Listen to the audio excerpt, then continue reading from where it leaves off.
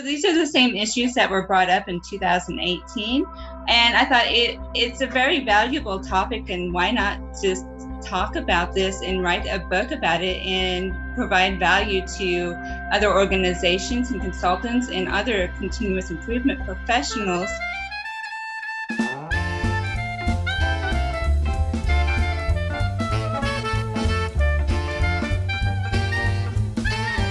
Welcome everybody to Equality Podcast Season 2. We are happy to have with us today Valorie Hendrix, business owner of Dynamic Empire Consulting and author of Streamlining Function and Value, available on Amazon in ebook. Paperback is about to break, brand new book, which we'll be talking about today. Valorie, how are you? I am doing well. Thank you, John, for having me. How are you doing? I'm doing well. I'm really excited that you can join us today. Looking forward to the book and also hear a little bit about your business. You're in Springfield, Missouri. So tell our audience a little bit about who you are and what you're doing and what life is like these days. Yes, basically what has gotten me started to write this book is since the economy has been completely different. I actually did value analysis and value engineering back in 2008 during the recession. So I saw a lot of basically the same issues that organizations are currently having, where they're struggling with costs being higher, inflation increases, and also they're dealing with issues with labor shortages and also material shortages. So these are the same issues that were brought up in 2018. And I thought it's a very valuable topic, and why not just talk about this and write a book about it and provide value to other organizations and consultants and other continuous improvement professionals so that they can take these issues, these problems that the companies are having, and be able to solve them in the same way that a lot of companies such as GE, Toyota, GMC, the U.S. government uses these same value management strategies to create higher value of products and services at a lower cost. So this is exactly why I went in ahead and produced this book, is to provide that value for organizations, consultants, and continuous improvement professionals. Yeah, I love it. So I think it's a really poignant observation that, kind of what we saw in 2020, everyone was using the word unprecedented, right? But kind of not, we have seen the same forces, maybe in different ratios or different intensities, but the same kind of market forces at play. And 2008, comes to mind, obviously, right, for that. So great timing. And I really appreciate, kind of your perspective of, hey, wait a minute, I can help right now. Yeah, exactly. Yes. Awesome. So the value equation, I'm trying to remember back to my MBA days because, I don't use it very often, but it's like outcomes over costs. Does that sound right? So basically what I'm more concerned about is the functionality value, where we have your input plus your value equals your functionality. So when we talk about functionality, we want to also analyze that functions. And whenever we want to break down like our components or small processes, so that we are able to really analyze the cost per function. And we can see, like, as we break this down, we have what we call our basic functions, which are our main priority functions. But we also have a huge list that creates secondary functions that are independent to the basic function, the main function. So, and we actually see that 80% of costs are in these secondary functions, where the primary function has, maybe 20 to 15% of the costs. So when we analyze this information, we can see, oh my gosh, we are spending this much on this secondary function. And why are we spending that money? Is there a better way to actually do this? Can we can we take some costs out by making a small dimension change? And there's many ways that we can actually look at the process and when we look at functionality and analyze it in our value analysis process. So I hope that answers the question exactly. Yeah, no, good conversation path to go down. So a couple of things. First, the word function, right, is a challenge for me when I'm talking with business leaders, right? Engineers is a little different, but the whole language thing, sometimes function is understood as a role within business. Sometimes it's understood as a piece of value chain. And in the strictest sense, a function is a value creation step that has a single input and a single output. So when you're looking at the value chain specifically around functionality, are you breaking it down to the point of single input, single output? How does that look? Yeah, so basically, I think the easiest way to look at it is if we look at it like very small subcomponents or like subassemblies, so that we can break it down easier. We also look at, let's take all of the electronic wiring together, so that we can understand the functionality of why we have this wiring harness, or maybe in, for example, like a pencil or a pen, we can break this down. We can find that we have probably close to 20 parts in this mechanism itself. And so if we break down each and every single one and we figure out exactly why that component in a basic functionality, it would be basically to write is the main basic function. And so we have all of these secondary functions, such as the spring inside of here that detracts the pen as I click it so that we can write. So that's exactly, does that get that to what you're questioning? Yeah, so to go along with the pen, looking at the pen, we also have the rubber grip, which is, kind of affects the functionality. I suspect that when they engineered this pen, they weren't too concerned with how grippy it was. I think it has more of a marketing thing. Same thing with the chrome tip. That's purely aesthetic. So there's, elements to product presentation that go into the final thing. And maybe a different example. Let's say you were manufacturing, coffee makers, right? The ultimate functionality of that product is to produce coffee for consumption.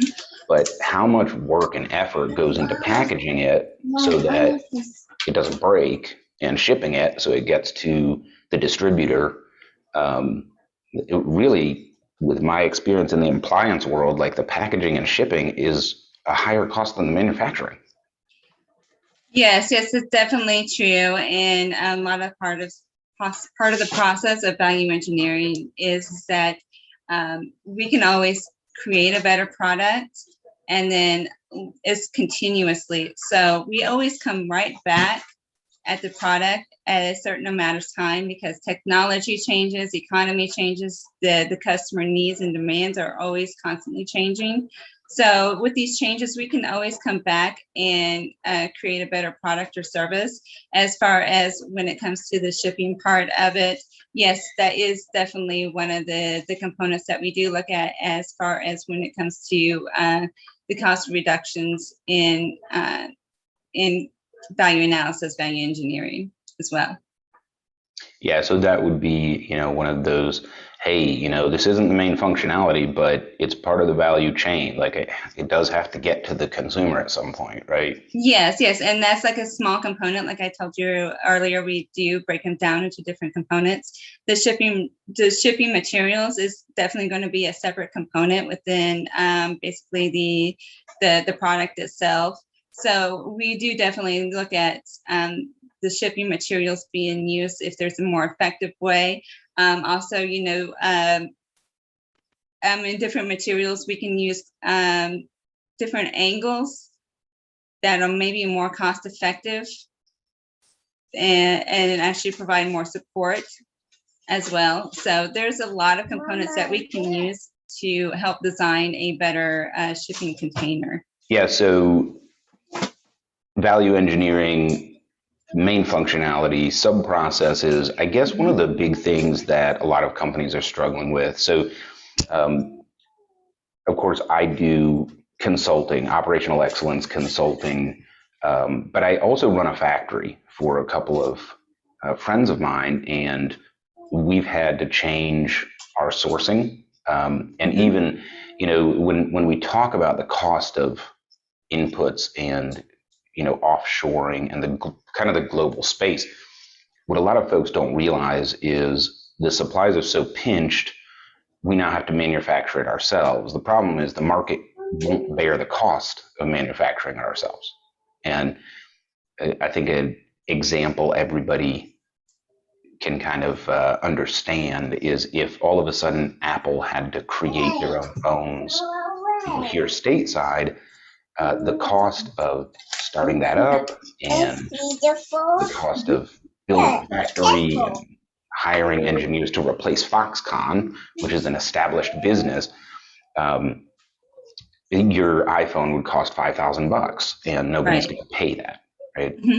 So in this current climate with, kind of like significant restrictions to inputs, how has that really affected the analysis, especially in terms of safety stock, absorbing variance, buffer, that sort of thing? Along with that, we want to remove, when we want to look at suppliers, we have an actual option to look at suppliers.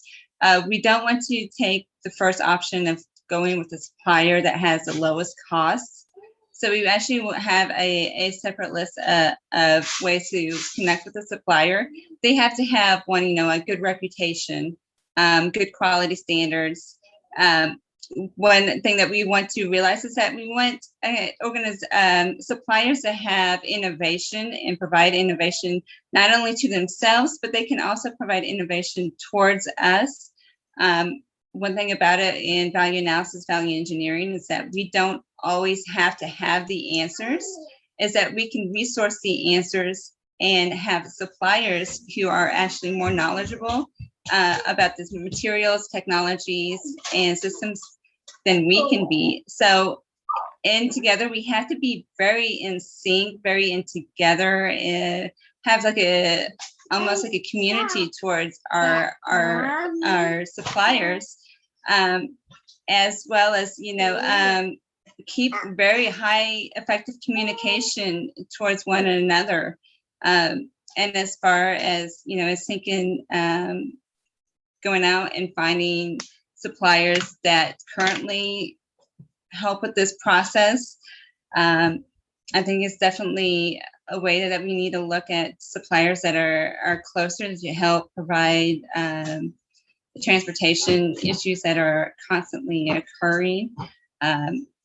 We can move this value analysis, value engineering process that is currently working for our organization and do what Toyota did with their system and teach their suppliers how to use it, how to monetize it, how to make it most effective for their operations and organizations. And that is basically how I believe that you synergize an organization to be uniquely specific to your supplier. So basically, organizations can reduce a lot of the supply chain risk by partnering with innovative partners who are thinking ahead and have some ideas in the pipeline about how they can improve. Is that fair? Yeah, I do definitely believe that for sure. And looking at the organizations that have great connections with their suppliers, that they have minimal risk towards leveraging issues of supply loss in itself and quality issues and issues that would create displeasurable issues within their organization. Yeah, so one thing that I've noticed is when companies partner with the lowest cost supplier, they've sort of cut all of the adaptability of that supplier out. So when hard times happen, the best case scenario is the supplier can come back and say, I can raise prices and keep getting you stuff. But in a lot of cases, the supplier even goes out of business, but stops serving as a supplier because they just don't have the margins to handle the market variance. Mm-hmm. So I think that's a really good point about, being shrewd in your business partnerships. An example that I sometimes use is you're having a fancy dinner and, you're having the president over or something like that, and everything is set, you're good to go. But you picked the least expensive caterer. Well, the least expensive caterer drives a 25-year-old hoopty that decides not to start today. And then the caterer doesn't show up. And if the caterer doesn't show up, the dinner doesn't happen. And next thing you know, you're, ordering McDonald's or something like that, right? And so sometimes organizations can lose sight of the fact that these are critical inputs to their final value creation. And I tell the story sometimes, not too often because I do have a small ego. But is it okay if she says hi to the internet? Yeah, I think she's been on a little bit. You want to say hi? Hi. Well, I am thrilled to, not just be having a business conversation with you, but, to see your, love and dedication, as a mom. I think it's amazing that we live in the kind of space where people can do that, Yes. So beautiful, beautiful daughter. I think this era is going to have adaptability towards working at home and having an understanding that there is family life at home, even if you have to work. Yeah, and frankly, I'm glad that the make-believe fake plastic corporate masks are finally going away. Like, dude, we have families. And by the way, I don't come to work because I love your corporation. I go to work because of my family. Right. So I'm pleased to see that we're starting to be more open about being human, I think that trend is really gonna help us, run good businesses into the future.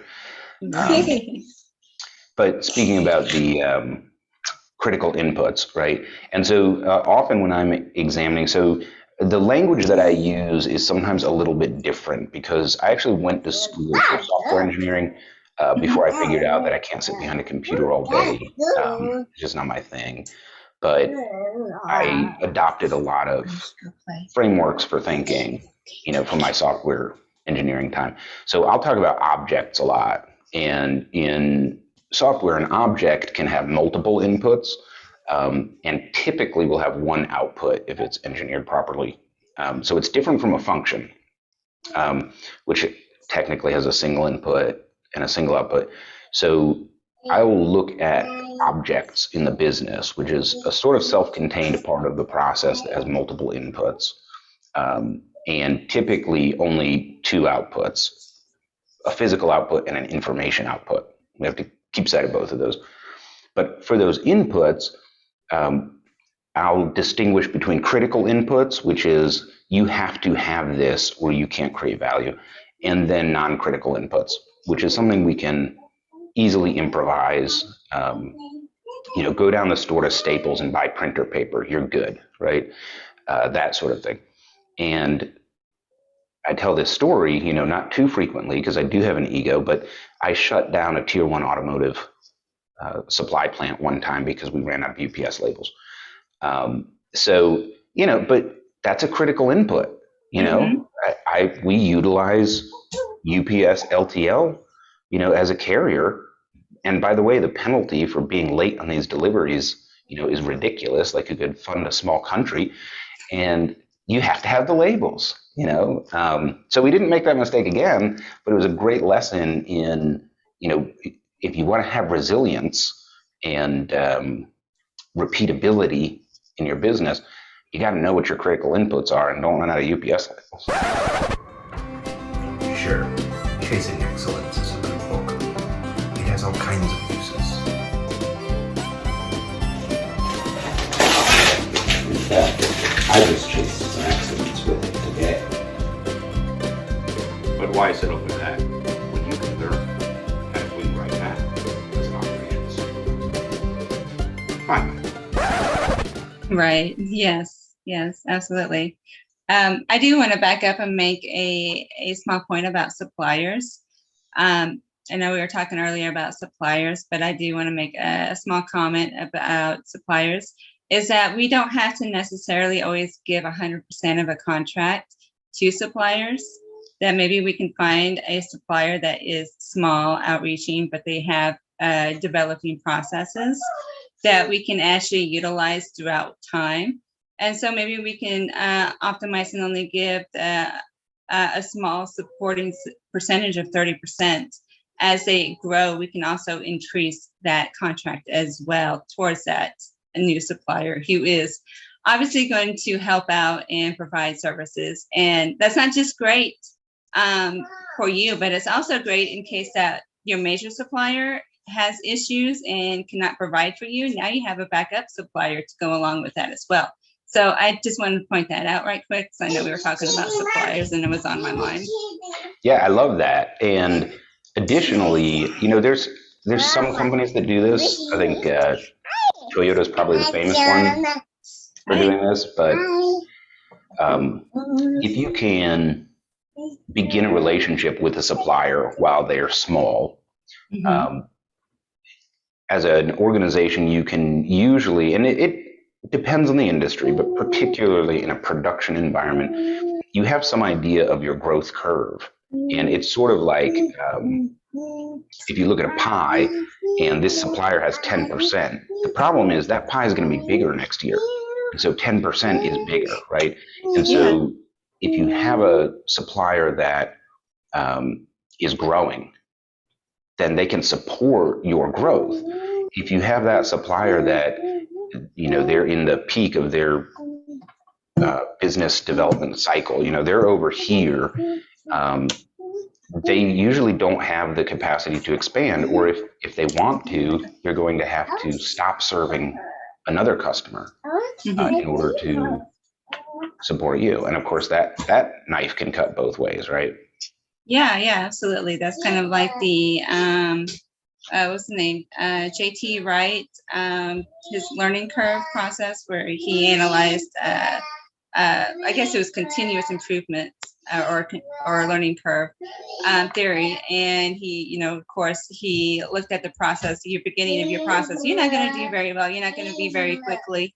But over time, you're going to actually develop the necessary skills to actually improve, and usually improve over time by 80%, which is an amazing margin. And that's what we need to consider when we look at new suppliers, is that their efforts are slow currently, but they're going to actually increase and grow over time. Yeah, and if you can harness that, in a relationship, that can be really beneficial. Yeah. Awesome. So let's talk about your book for a little bit, Streamlining Function and Value. Tell me as much as you can while still forcing people to go out and buy the book. Well, I have definitely talked a lot about it during this episode, and I do appreciate being able to talk about it. But basically, what the whole process is really amazing towards helping your organization be a better organization in your products and your services. We're actually trying to figure out how to be better to our customers and provide better services, and removing non-value added products and services in our products, and be a better company. And this is one way to do it, is we look at the value analysis, and there's quite a few steps that go along with this. But we want to first, look at the information provided, like what are the blueprints? We want to ask a ton of questions about this product, like why is it serving? What is its purposes? Can we make this better? How can we make this better? Is it, can we remove this item? Can we actually remove this dimension? And I don't know if a lot of organizations are aware of this, but whenever you set in certain dimensions, there's actually a cost per dimension to keep that dimension. Is it really actually needed? Can we create a product that has a 90-degree angle? Do we really need to have that 90-degree angle in that design? So we look at a ton of questions, and we do the function analysis after that, in which, again, we put together what the basic function is compared to the non-basic, and then we put a value to each and every single item of that, and then we get together as a team, and we find different ways of actually brainstorming and finding different ideas towards alternatives of this subassembly or parts. And this process, can take anywhere between a week to 2 weeks, depending on if we need to go back and look or whatnot. But it's a process that does actually work, and it's worked for a lot of organizations, and it's not very much talked about in continuous improvement culture. I'm not sure why, but I'm out here to promote it, to give people more education towards it. So did I miss anything?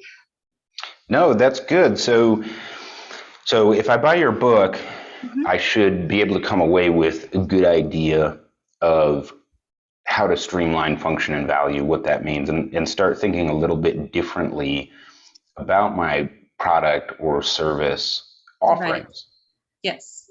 And maybe unlock a different avenue for continuous improvement.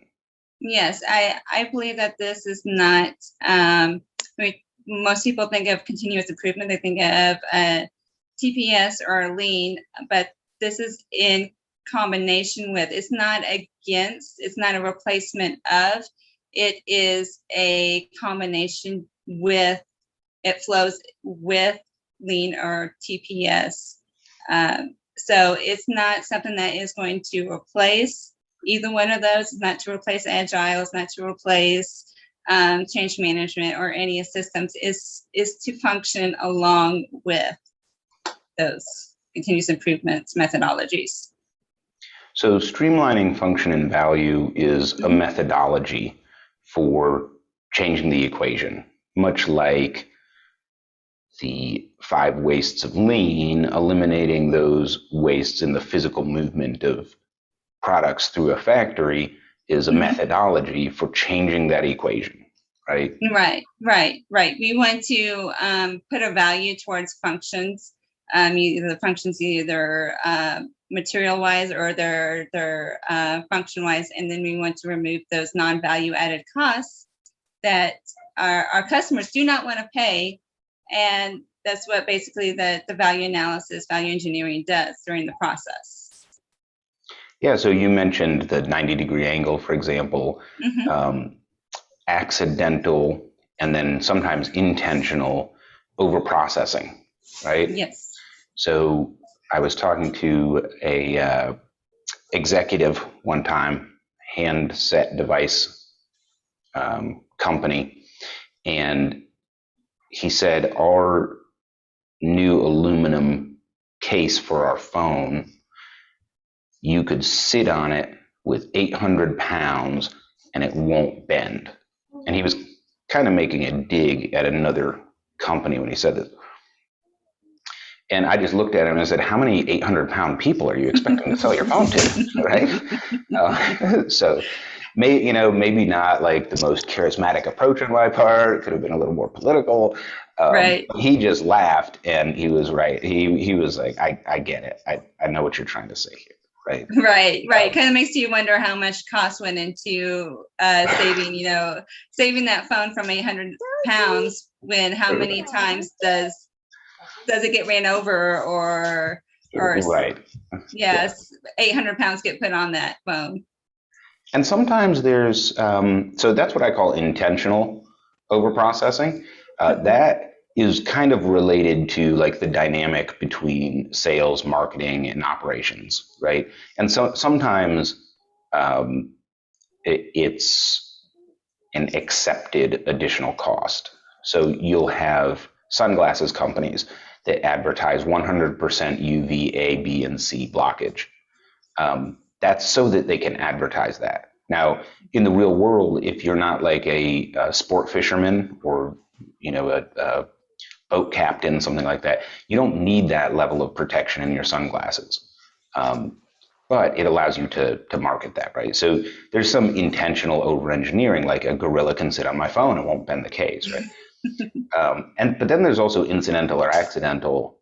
In my experience, it's typically related to the evolution of product design, and we've always done it this way. Mm-hmm. I'm thinking of a particular product with a specific manufacturer that I won't name for the sake of the podcast, but they had a process for wiring breadboards that were going to end up in a finished product. And there was a breadboard that would come in here, and then there were like 5 or 6 wiring harnesses that the operator could choose, and then the soldering of the leads to that was done semi-manually. So they had a soldering gun that was automatic, but they had to grab 2 handles, for safety or whatever. You had all their tools were 2-handed, and solder the leads, and then it would move on down the line. Well, the breadboard had more connections than necessary on it because many years ago it was used for multiple products, and they had stopped producing those other products. And so now it was just unnecessary.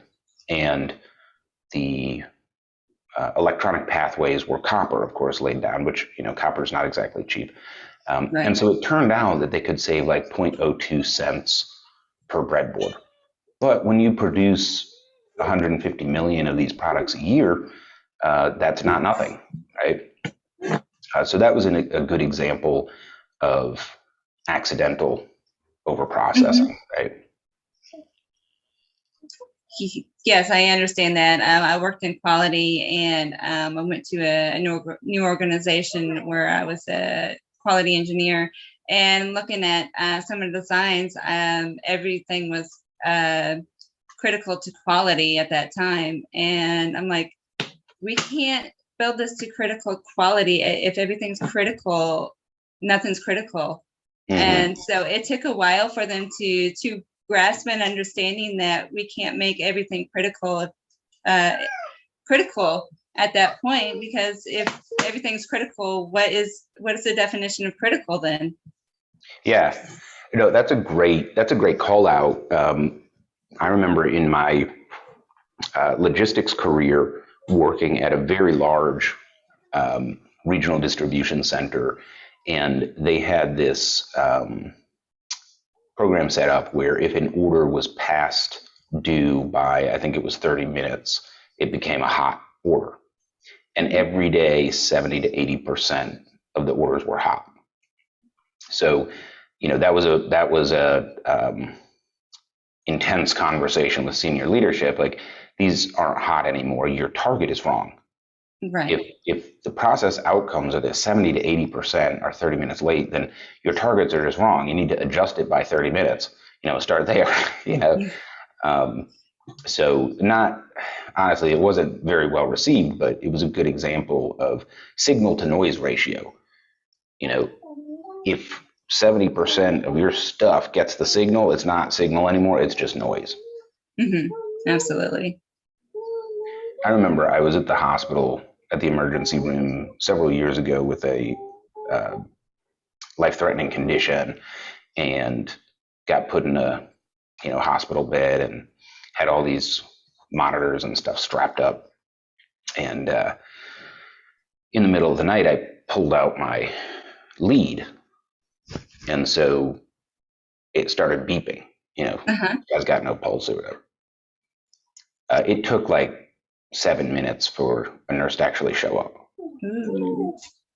Because they know, they've been working there so long, they just hear these beeps over and over and over. And their calculus is, well, he was fine.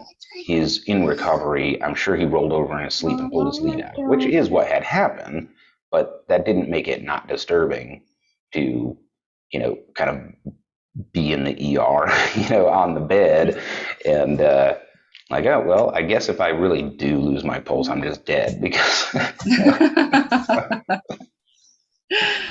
But we do that in business too, where, we have these, whatever red light conditions or something similar, and we see that signal and it just doesn't mean anything anymore because we're getting bombarded with that signal all day.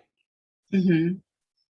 Yeah, I think major obstacles is understanding the root cause of analysis towards why those issues are occurring. And we need to basically find which ones are the most critical issues to really fix first. And that seems like something that would be interesting to see and fix. Yeah, I've worked with a couple of orgs where the process was not under control. And so, statistical process control kind of didn't work, right? Mm-hmm. We had to get the process under control first. But what we did was we semi-arbitrarily picked a target condition that represented like 95% of performance. So, the curve looks like this, the process is out of control. Right. And we're like, well, I can only solve like 2 things a week, like really solve them. And so we're going to set a line up here where you're only peaking over it like twice a week. And then you're going to root cause that and fix it, and then the next week the peaks are, it's a little less peaky. Right. I think it was about 6 months. Mm-hmm. Every month we lowered that line a little bit until we got to the point where, hey, we've got 6 weeks in a row where the process outcomes are demonstrating stability. We can actually, utilize SPC at this point, right? Well, that's good. That's good.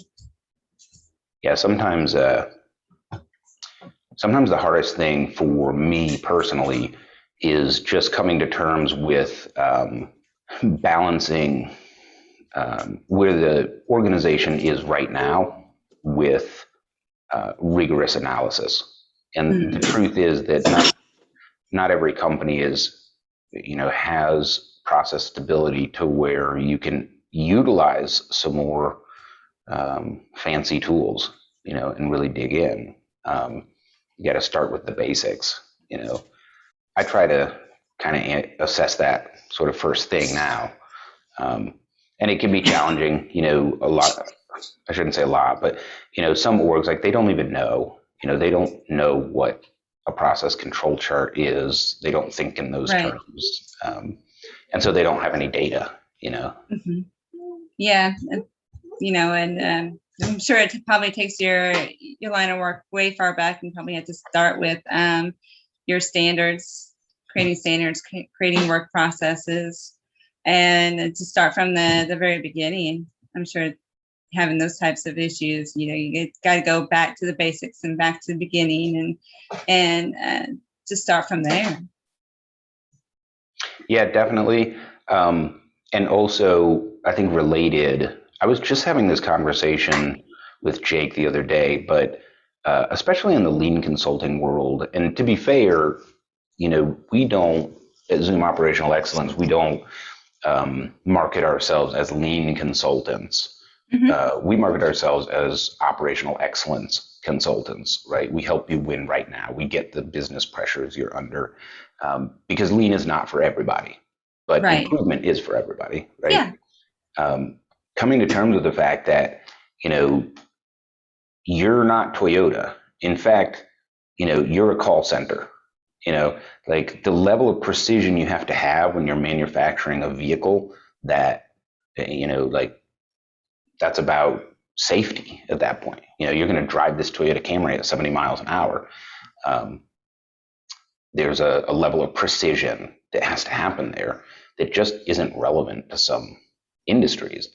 And kind of being, one of the things I like about streamlining function and value is that applies, period. You don't have to have the Toyota production system in place in order to utilize this tool and this methodology to analyze your value creation process and, see improvement.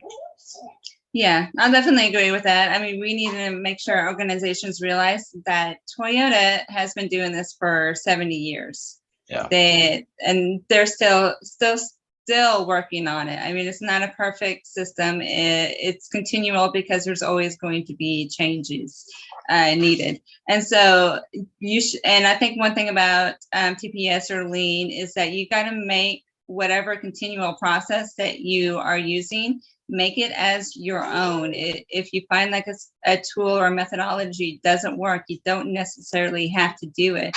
Maybe you might want to have to come back at it at a different time when your organization may not be ready for it. But you have to definitely make that as your own and make changes to your methodology as needed, for sure. Yeah. One area where I coach folks in organizations is, don't copy tools, don't copy methodology. What you need to copy is philosophy.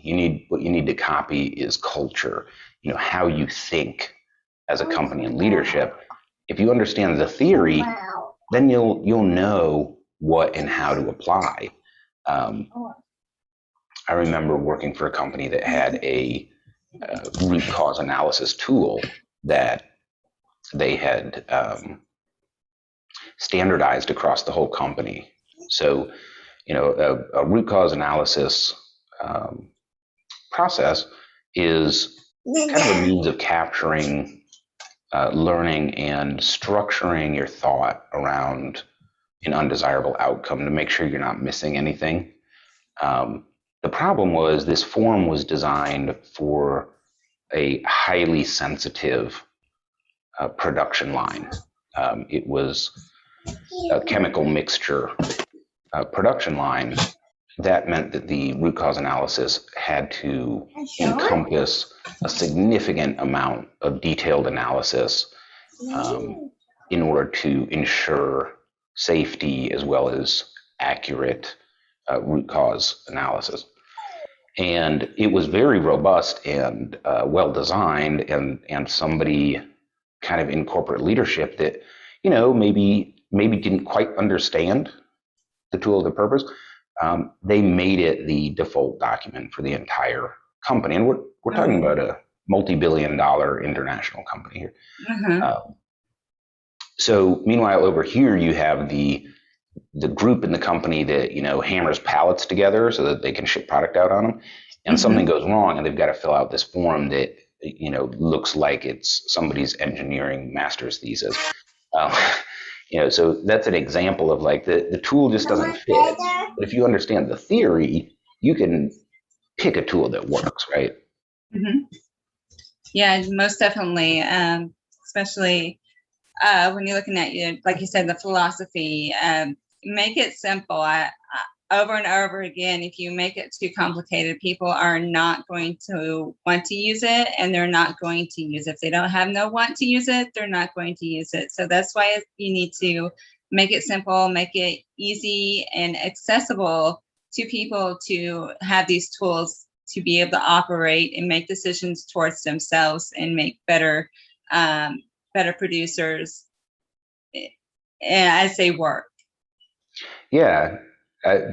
This comes up like every time we have a podcast, I think it's coming more to the forefront in operational excellence and lean consulting, which is this idea that at the end of the day, it's all psychology. It's all about people and influencing humans, but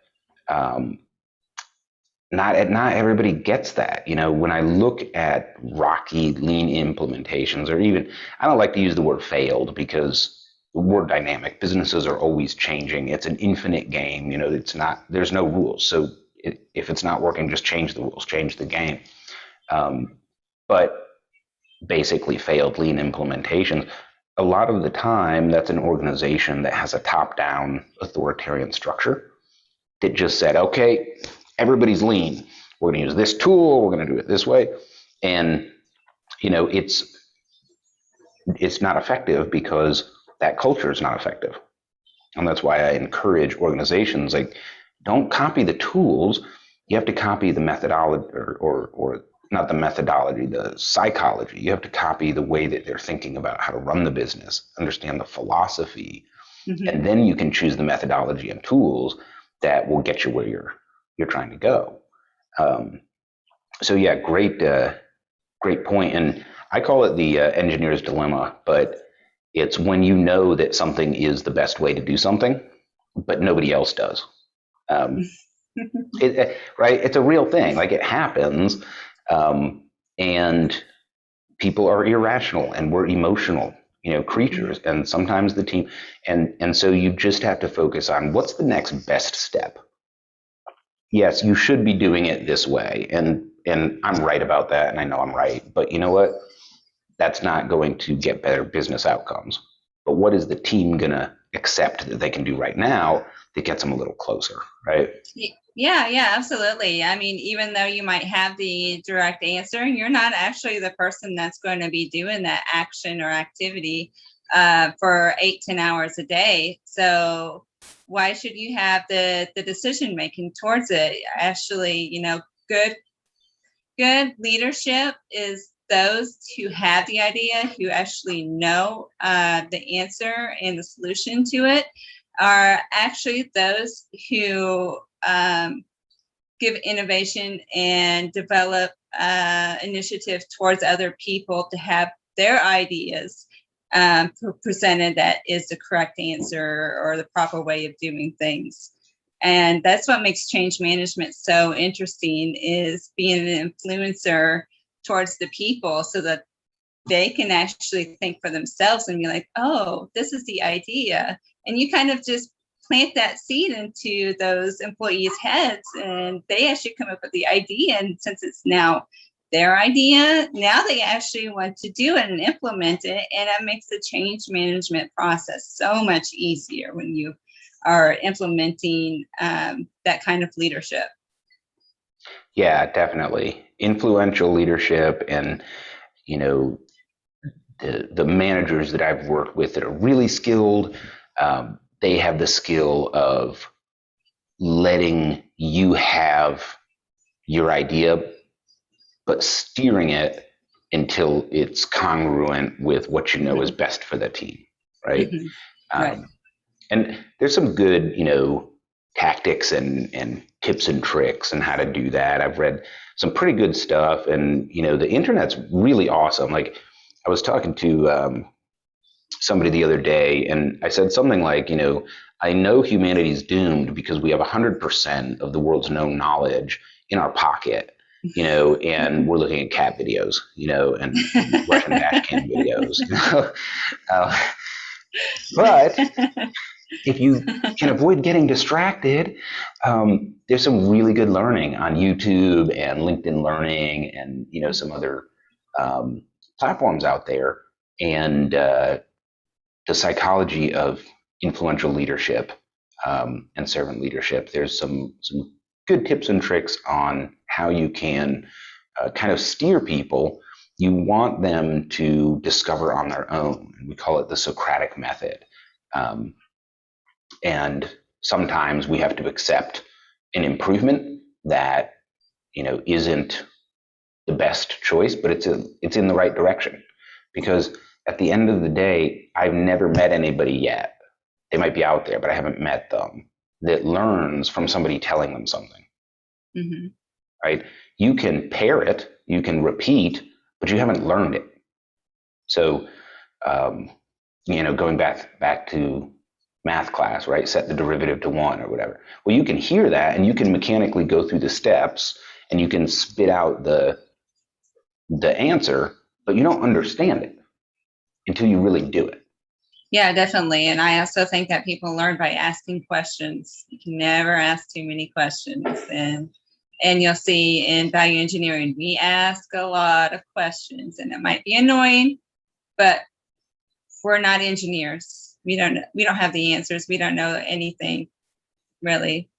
And we want to have the answers. We want our team to have the correct answers. And the only way to do that is by asking questions. Yeah, and questions not only get at the facts, right, but also provide clarity.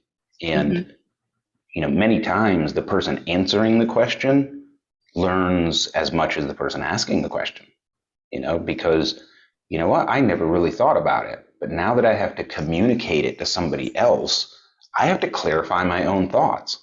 And I've seen that, that light switch go off in people's eyes as we have these kinds of conversations, and it's really cool. I love that. Yeah, me too, definitely. I like to post questions on LinkedIn to get people's really thought process really moving, and not just be so narrow tunnel vision in their processes and how they think. Is to think, more outside than inside. Yeah, we I think we're pretty good. Like, our educational system and our culture is really good at telling people what to think.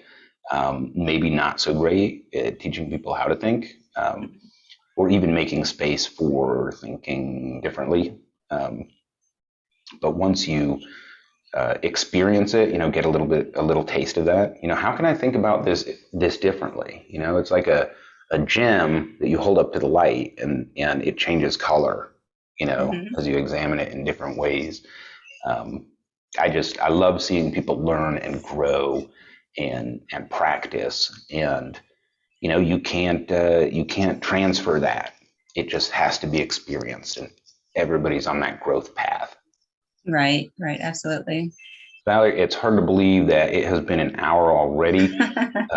Great conversation. I loved the fact that we had a meaningful conversation about improving businesses and culture, but it also had some technical elements, which is really nice to have on a podcast like this as we reach a broad audience, digging into a little bit more of the engineering side of process improvement, value creation.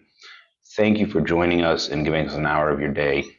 Is there anything that you would like to leave the audience with? Well, thank you, John, for having me on your podcast. I hope your viewers or your listeners have got enough information to actually provide some curiosity, to actually not just, I'm not saying you have to go out and get my book, but look into this process, do some education, and find out for yourself. You can reach me if you want to connect with me. You can reach me at LinkedIn.